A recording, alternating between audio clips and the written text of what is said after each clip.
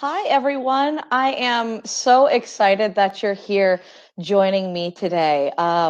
If you don't mind, as we're getting started here, go ahead and in the chat, just if you feel like it, let me know what you teach and what grade levels. I would love to know a little bit more about all of you who have decided to spend the next hour with me today. And while we do that, while you are sharing a little bit about yourself in the chat, what I'd like to do, I'm going to share our handout so you can go ahead and take a minute to download that.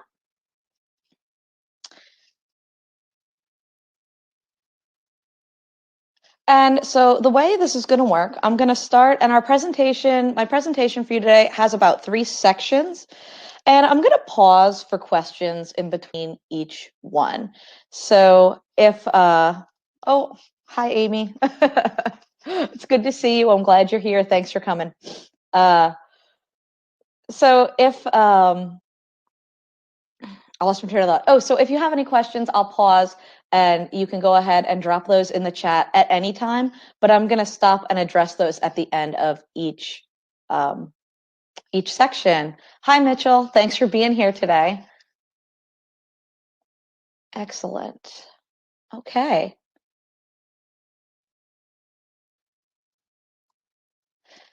So here we go. So today, as you know, I'm going to be sharing with you some trauma-informed and trauma-sensitive practices in music education.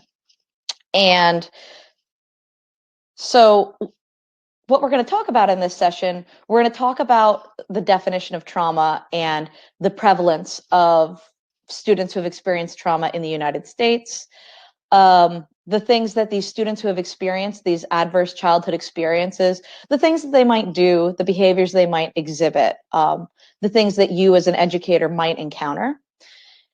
And we're also going to talk about how trauma-informed practices can help these students and the value of these practices in our classrooms. And then I'm going to share with you some specific trauma-sensitive and trauma-informed practices that you can implement in your classroom or your rehearsal place or your rehearsal space. So we're going to talk about the what we can do about it, and the why.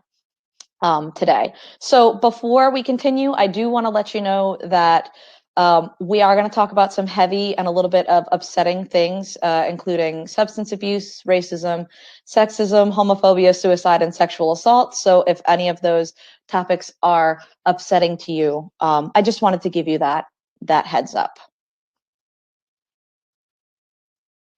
So a little bit about me before we continue. My name is Shannon Crumlish. I have 7 years of teaching experience in grades pre-K through 8. Right now, I currently teach pre-K through 5th grade general music and choir at Carencro Heights Elementary School in Carencro, Louisiana.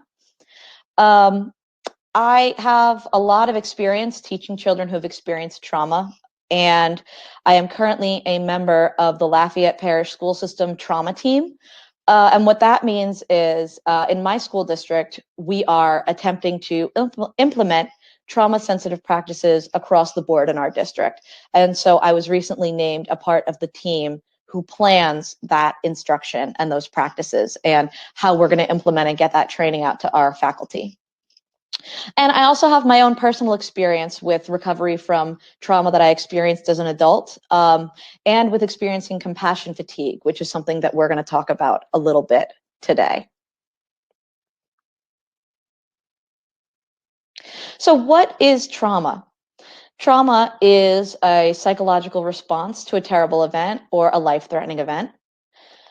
And according to the APA, it's an emotional response to a terrible event, such as an accident or a sexual assault or any kind of disaster. So, for example, the disaster we're all experiencing right now, the COVID-19 pandemic, that is definitely something that can cause trauma and is causing trauma in ourselves and in our students as well. So adverse childhood experiences. You've probably heard or if you haven't heard the term adverse childhood experiences yet, you'll probably hear it at some point in your career. And these are events that have the potential to cause trauma, which include experiencing violence, abuse, or neglect, witnessing violence in your home or your community, or having a family member attempt or die by suicide. Adverse childhood experiences can also be aspects of home life that undermine your sense of safety, security, and bonding, such as substance abuse or misuse, living with someone who is struggling with untreated mental illness, instability due to parental separation or household member incarceration, and food insecurity and other issues related to poverty.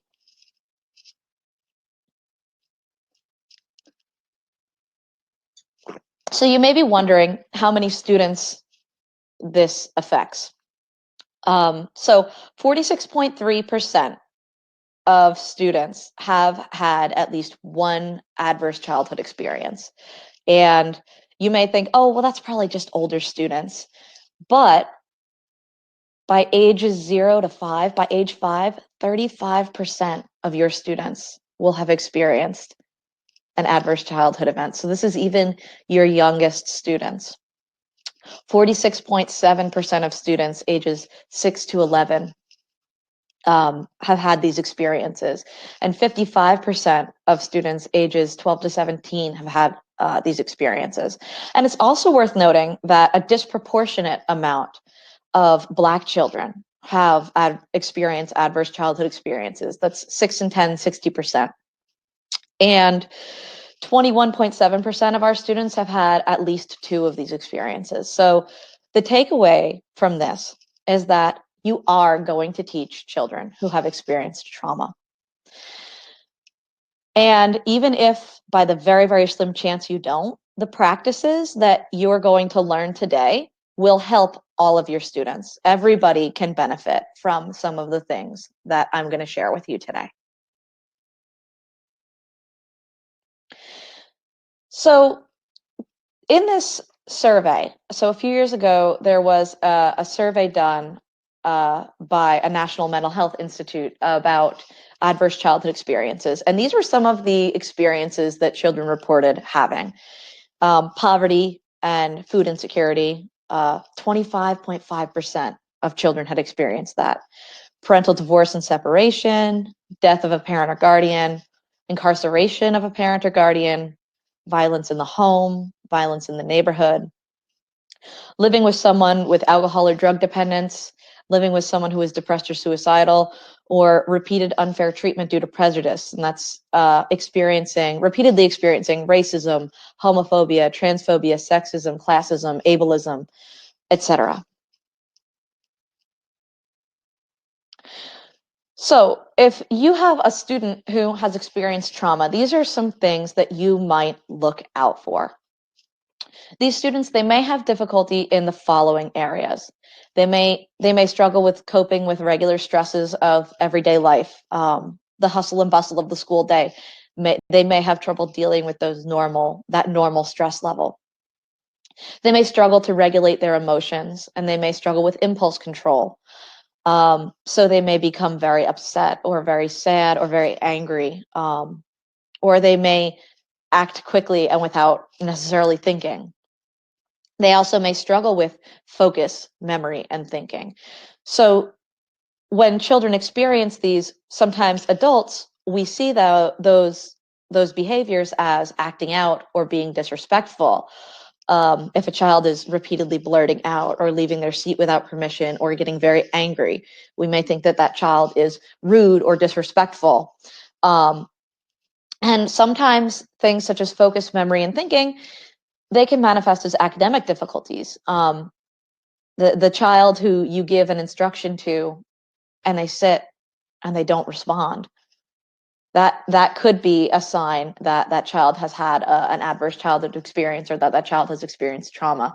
It's not necessarily being disrespectful. It could really be this manifestation of the trauma that they may have experienced. They may also have physical symptoms such as headaches and stomach aches. And so you might see this as frequent absences, or that student who's always asking to use the restroom or to go to the nurse or go to the office or to call home because they have headaches. And after I learned this, it really made this meme read a lot differently to me.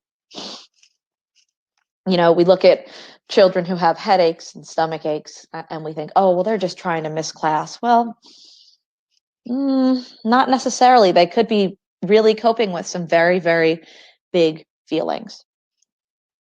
So if there are any questions about anything up to this point, feel free to drop those in the chat so I can be sure that I address them at some point, because I really want to make sure that you leave here with the tools that you think you are going to need as you return to school, whether you're going back to school on Monday like me, or if you're going back after Thanksgiving. So let's keep going.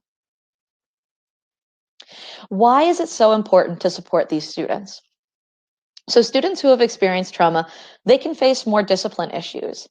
You know, when you have a student who's doing things that, you know, adults perceive as disrespectful or rude, or they struggle with impulse control, these students, they may have a higher number of suspensions, and those disciplinary measures may cause them to miss class time, which would make their academic difficulties become a little bit more severe if they're not in class getting their education, if they've been suspended or separated in some way.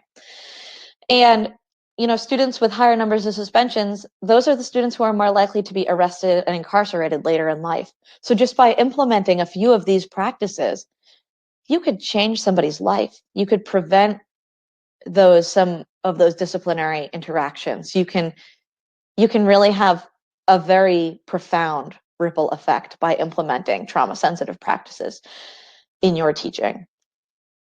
These students can also be re-traumatized. We can make their trauma worse instead of making it better. So some of our practices, some of our curricula, some of our assignments, they can compound these traumas that these children have experienced. And interactions between teachers and students also have the potential to re-traumatize students.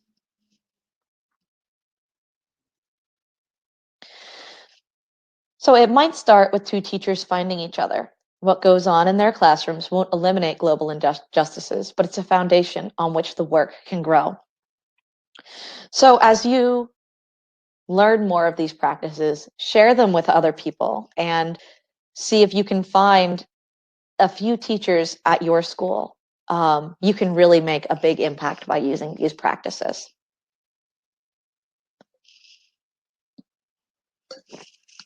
So now we're going to talk about avoiding re-traumatization.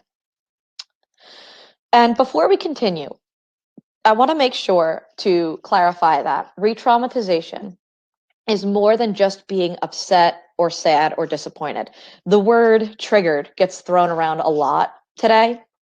And I just want to make sure that it's clear that when someone is quote unquote triggered, when they are re-traumatized, what's happening in their brain is a nearly identical neurological reaction to what was going on in their brain when they experienced that traumatic experience.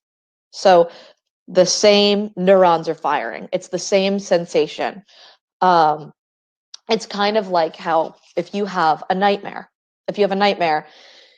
you wake up and your adrenaline is pumping and you maybe feel short of breath. You're scared because the neurons in your brain are firing in the same way as if you actually were experiencing something terrifying.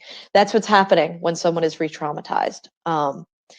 And it manifests itself. It's a deep feeling of panic, of loss of control, betrayal, helplessness, or powerlessness. So we really want to avoid putting our students or ourselves or anyone in that situation. It's much more than just a passing moment of anger or sadness or nervousness. I found this great post on Instagram that had a list of signs of re-traumatization that I thought was just wonderful. So these are some things that you can be on the lookout for if your students are presenting them. Could be a big reaction to something that you would consider small, staring off into space or zoning out, trembling, avoiding eye contact, expressing a strong desire to leave or be alone, going silent, presenting self-soothing behaviors. Self-soothing behaviors are things like rocking or stimming. Shutting down emotionally, avoiding physical contact, desire to move to a low stimulating environment, being unable to express their emotions, struggling to give or connect to another's needs, hyperventilating or shortness of breath, a general feeling of being unsafe, or seeking comfort from something from their childhood. So these are all things that you can look out for in your classroom.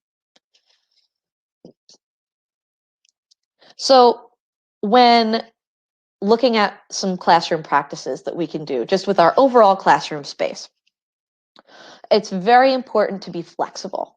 And you want to create as many opportunities that allow students to make choices as possible. And sometimes it can be scary to relinquish that control. I know that was hard for me as an educator to start offering my students more choice and more of a say in what happens or what they do. But I think it's important to remember that if you're creating the opportunity for choices, make sure that the choices that you give are both things that you as the educator would be comfortable with. We want to avoid creating strict rules and then disciplining students as a lesson in responsibility. So avoid setting up those gotcha moments of, oh, well, you didn't put your folder back in the right place, so now it's 5 points off your grade. Or like when I was in high school, IDs were new. We didn't have IDs up until like my junior year of high school. They started requiring us to wear IDs. And if we forgot our ID at home, it was automatically a write-up and a detention, no ifs, ands, or buts about it. There was no understanding. There was no, oh, well, here's a temporary. It was just, oh, bummer, you forgot it. You get detention. You should learn to be more responsible. Avoid doing that. That's definitely not a trauma-sensitive practice.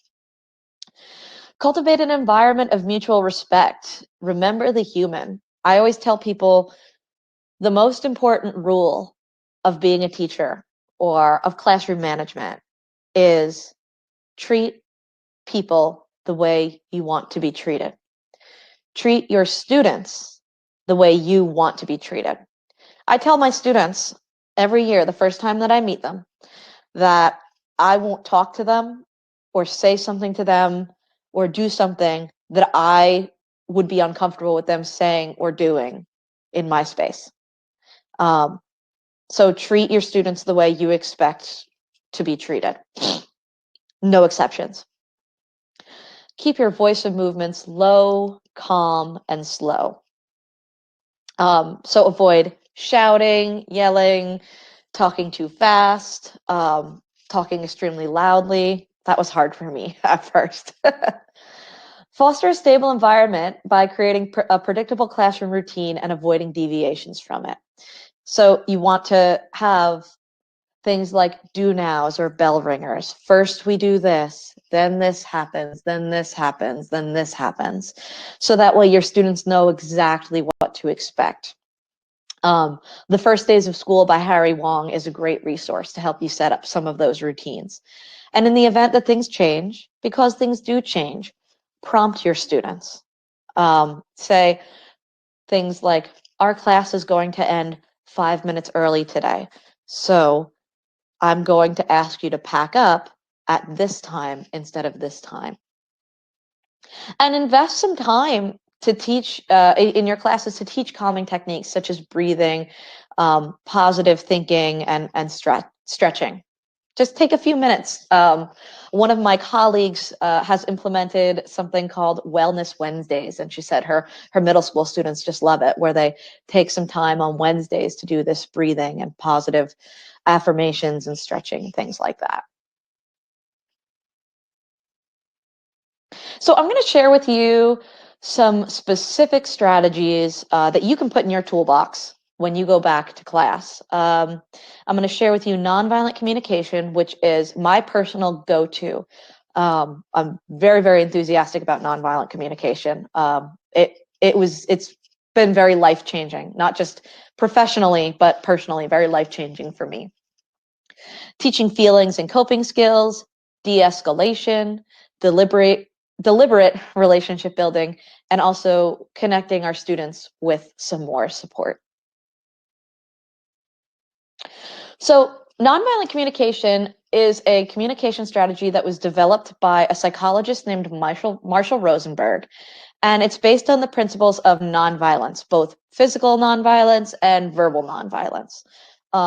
So we want to be, it's the goal is to be affirming of all parties involved, affirming of the feelings, of the needs of everybody involved in a conflict while de-escalating and problem solving. And so it operates on these basic principles that all people, students, teachers, administrators, parents, families, we all need the same things. And that's all that stuff at the bottom of Maslow's hierarchy as a good reference for that. We see positive feelings and positive behaviors when everybody's needs are met. We see negative feelings and negative behaviors when needs are unmet. And so what nonviolent communication looks like in action is a lot of I messaging.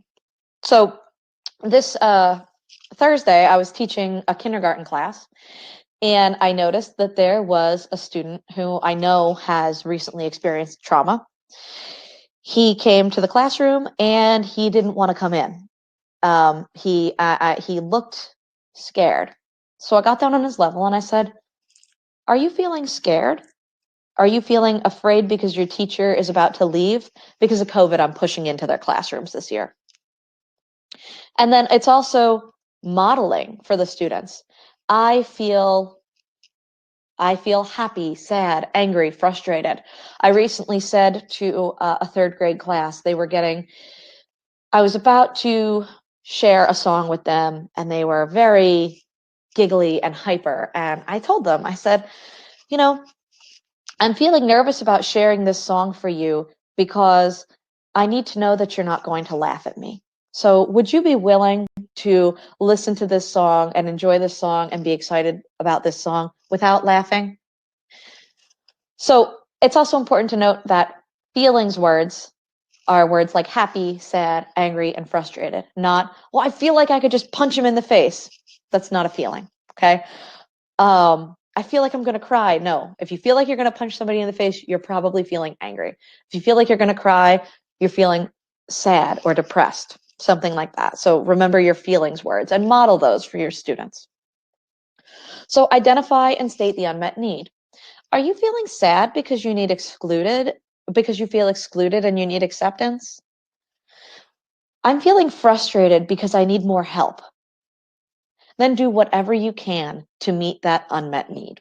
So with the case of my kindergartner who was feeling afraid because his teacher was leaving and he needed a little more security and stability, I let that student sit near the window so he could see when his teacher was coming back, and that helped him feel better. If you cannot meet the unmet need, and you may not be able to, validate the student's needs or the student's feelings. The student's feelings are not up for debate. Avoid saying things like, "Oh, well, you shouldn't be mad about that. Oh, you shouldn't be upset about that." If they're upset about it, it's real. It's a big feeling for them. That's not up for debate. We all have the right to our feelings, including our students, ourselves. We have the right to be happy, sad, frustrated, angry, whatever it is. So let your students feel their feelings and see their feelings. That's very, very significant. Deliberate relationship building. So relationship building fosters a sense of connection and belonging in your students. Everybody needs to feel like they belong, and it may be harder for students who have experienced trauma to feel that sense of belonging. And as you deliberately start building relationships, students will feel safer around you because they know you care. You'll establish yourself as a safe person who those students know they can turn to if they need something. A really great first step of this is learn your students' names. That can be really tricky, but take the time. I find that I'm able to remember my students' names if I just say them 3 times.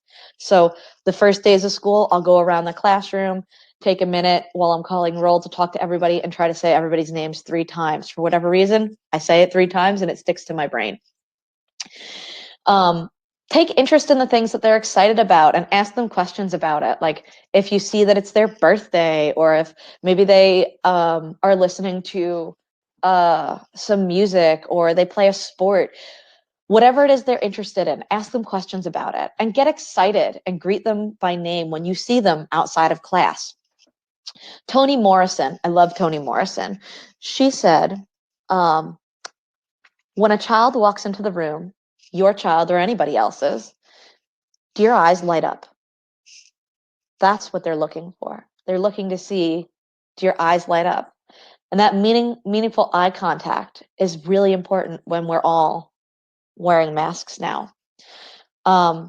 So make sure your students are seen when you see them in the hallway. Look at them. Hi, it's so good to see you. Are you having a good day today? Little things like that, they go a long way. And take every opportunity to ask them about themselves when they are not in your class and when they are in your class. Any chance you have, duty or in the hallways, those are great relationship building times. Brian Mendler is an educator who is really an expert on deliberate relationship building. And he says, and I agree with him, that the time that they have to spend with you, the time your students have to spend with you, that doesn't count towards relationship building. So if they have to be in the room with you, if they're required to be with you, that doesn't count as relationship building. What counts as relationship building is the all the questions you ask them, all the times you visit with them at recess, at lunch, all of those things in the hallway. That's when your deliberate relationship building takes place.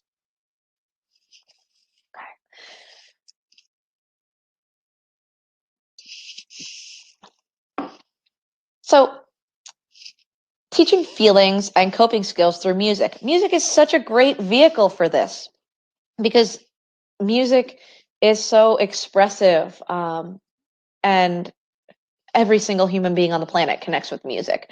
So you can use music and your music instruction, your regular instruction, to help build your students' feelings vocabulary, which will help build their coping skills and will help them, will really help them learn to express themselves more authentically, both with music and without music. So infuse feeling words into your teaching. Words like happy, excited, enthusiastic, anything like that. I keep feelings charts in my classroom. I have one hanging up on the wall in my classroom. And now that I'm on a cart this year, because we are in static groups, I keep a feelings chart with me, and I do activities, mindfulness activities, using cards with feelings words and faces on them. And then model and use metacognition. Talk your students through how you cope with setbacks and hardships. Like I've taken to starting every one of my classes with some kind of breathing activity or some kind of mindfulness exercise. And so what I'll do is I'll walk them through the exercise, and I'll say, if I am feeling upset, this is something that I do. Sometimes I feel anxiety, and when I feel anxiety, I do this. And ask empathetic questions about songs and their lyrics. We did the song Two Little Blackbirds Sitting on a Hill. One named Jack, one named Jill. Fly away, Jack, fly away, Jill. Come back, Jack, come back, Jill. How do you think Jill felt when Jack flew away without her? What do you think, or if you're looking at the song, I'm in elementary world right now, so I'm thinking about my elementary music with this. There was a man and he was mad. Well, what was something that you think could have made the man mad? Just taking, 30 to 45 seconds of that to ask those questions.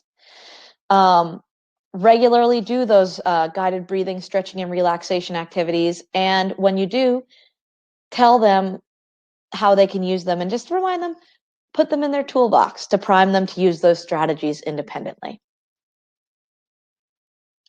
So de-escalation strategies. When you have a student who is really angry, very, very angry, one of my colleagues says, be calm and bring water to the fire. You don't want to add more energy to that. You don't want to get into a power struggle with a student who's angry, because that's not going to help you, and it's not going to help the student either. So you want to stay or become very calm. Use a low or neutral voice. Validate their feelings and listen without judgment. Just listen and observe. Show empathy. Encourage them to take a break. Give them some planned choices. Ignore the minor behaviors. If you've got a child who is really angry and they start to calm down, but now they're not doing their work, let them not do their work for a minute. Let them sit for a minute. Ignore the little things. Give clear instructions and use a few words, and then give them time to respond. So say, please have a seat. Not sit down. You need to sit down. You need to sit down. No. Hey, please have a seat. And then recognize and praise desired behaviors. Thank you so much for sitting in your seat. I really appreciate it. Just stay calm and don't try and get into a power struggle. And that's how you can de-escalate a lot of those situations where maybe the student's being re-traumatized, has been re-traumatized, or is just very, very upset. So to connect your students to more support, you really want to develop and cultivate a relationship with your school counselors, your school social workers, your nurses. I love inviting our school counselors to do classroom lessons with my students. I teach every student in the school. So if they need to see everybody, to do a lesson with everybody, I don't mind investing a little bit of my time. Your situation may be different. I don't mind sharing my time with the counselors, maybe once every semester or so. And then become familiar with the organizations that help with these issues, like food insecurity, clothing, medical care within your school community, so that way you can direct your students and their families to these resources. Anything that you can do to help meet needs is going to make a big difference for everybody, but especially for your students who have experienced trauma.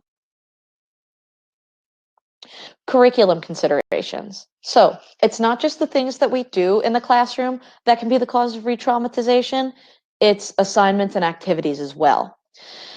A big thing is that we want to avoid discussing topics like racism in the past tense. So for a lot of your students, racism is not a past tense issue.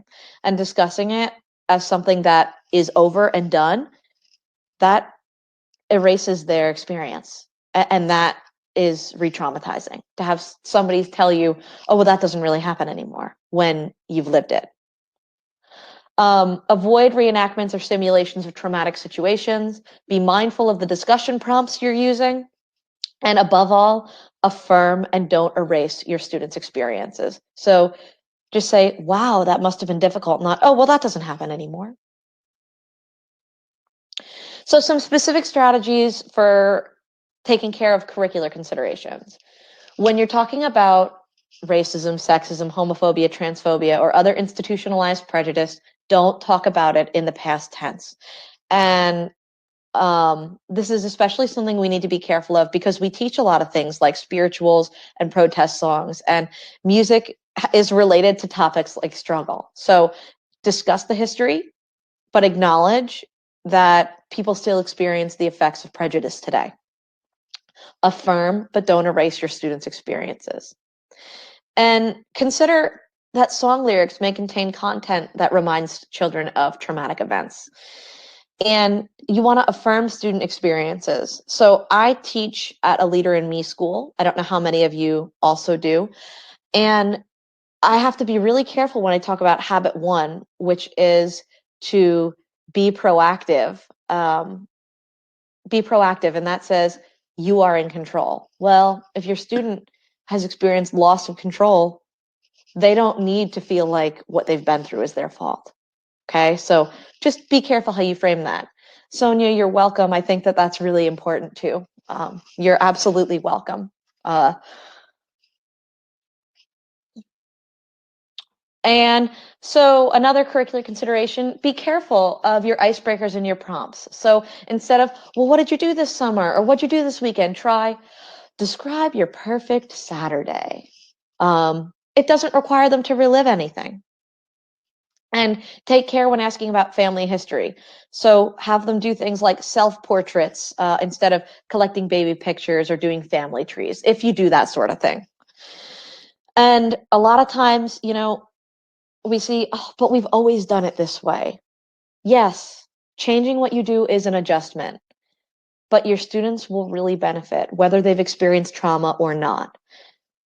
Try to be open, even though it's hard, especially now with COVID. Be open to changing the way that things have always been. Um, you'll grow, and your students will. You'll experience some really cool things alongside your students if you do. And here were another, guys, Instagram, y'all. Instagram is just great.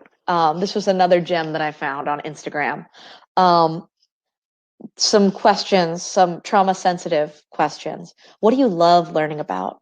What do you look forward to this school year? What are 3 awesome things about yourself? What's one thing you want your teacher and classmates to know about you? What's something new you want to make, try, build, or learn about? We want to strike a balance. Don't eliminate difficult conversations from your classroom, because having a safe place to have difficult conversations is really important. Approach these challenging topics with care and be prepared to connect students with support, like from your counselor if needed. So be mindful, but don't be afraid of any topics or conversations. If y'all have any questions up to this point, please, again, feel free, drop them in the chat. I would love to hear from you, anything that you're wondering about or curious about up to this point. Let's see. I also wanted to take a minute to talk about self-care, because we are really in a challenging time as educators. Wow, everybody. What a time to be in the classroom. It's rough. It's really rough with COVID and all the precautions and all the uncertainty. It's very, very trying. So people who work closely with those who have experienced trauma can develop what's called compassion fatigue. I've experienced compassion fatigue personally in my first year teaching, where I was in a school that was extremely high poverty, a lot of students who had experienced trauma, and I did not have all of these tools in my toolbox. And I got a really nasty case of compassion fatigue, that it was very, very bad. If we have time, I'll tell you a little bit of the story about like how I really, like, it was bad. Folks, you don't want to go through it. So you might experience isolation, depression, anxiety, aggression, or have difficulty focusing or experience insomnia. I used to wonder. My compassion fatigue was so bad that I would almost hope that I would crash my car on the way to work, because I didn't want to go, because I was so burnt out. So you want to take care of yourself so that you don't get there. So here's some self-care that you can do. Create specific boundaries between work and home, such as no work after 5:30. Plan your meals and get regular exercise. Get enough sleep. Practice meditation or mindfulness. And above all, cultivate a strong peer support network.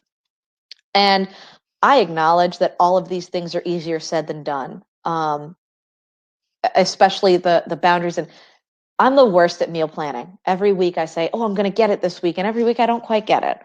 But remember, you deserve to feel good about who you are, and you deserve to feel good about the work that you're doing, because you're doing good work and you're doing important work. So this is my affirmation for this year.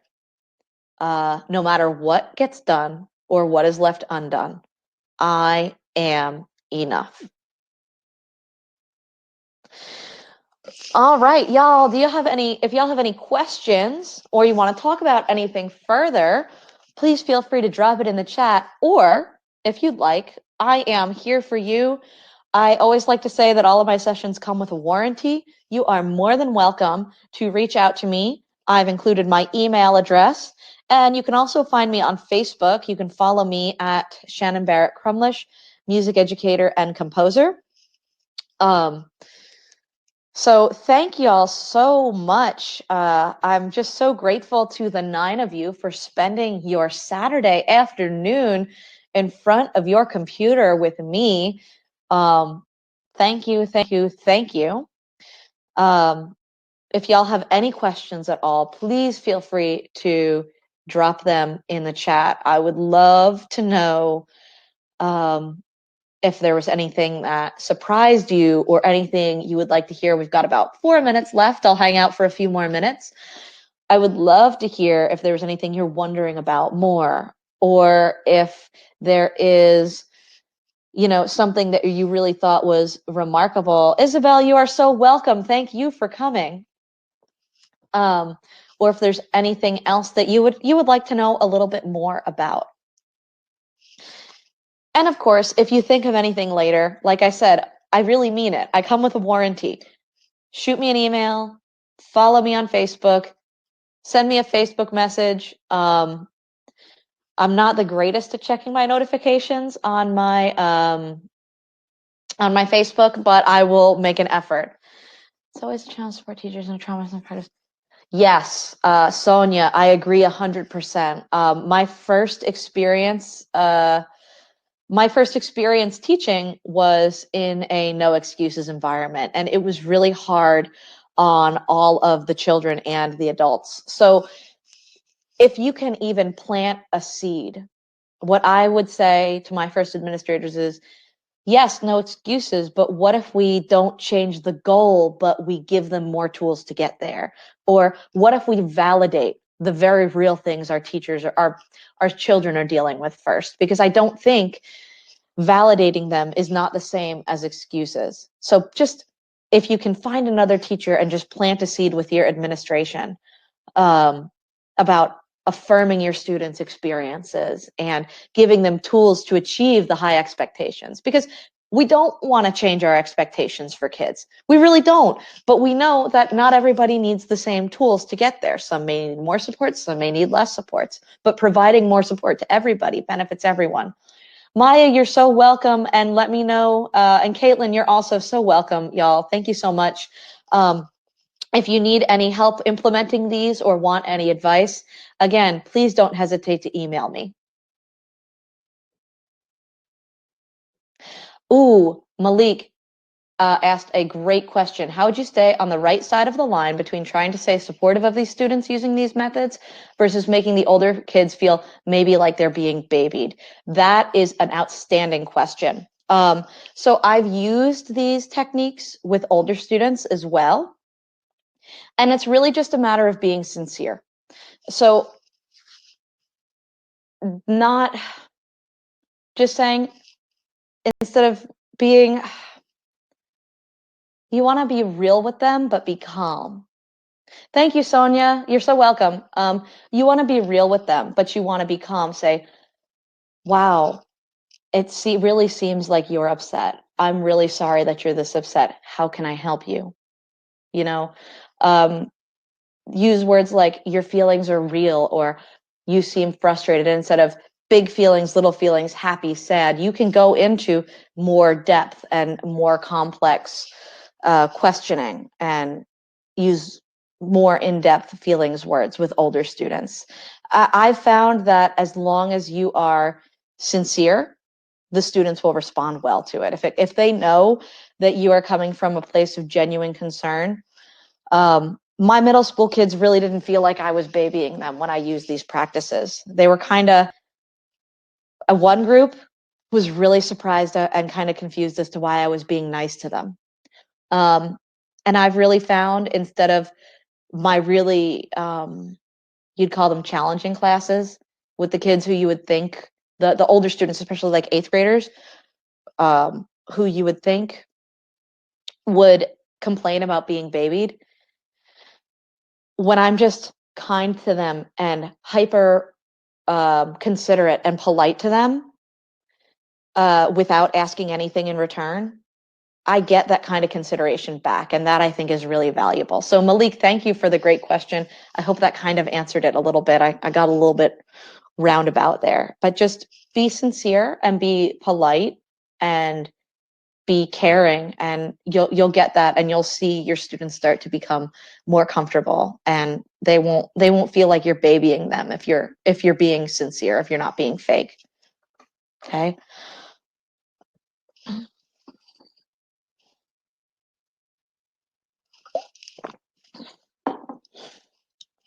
All right, folks.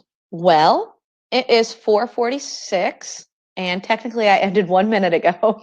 So if there are no other questions, then I'm going to go ahead and I'm going to sign off.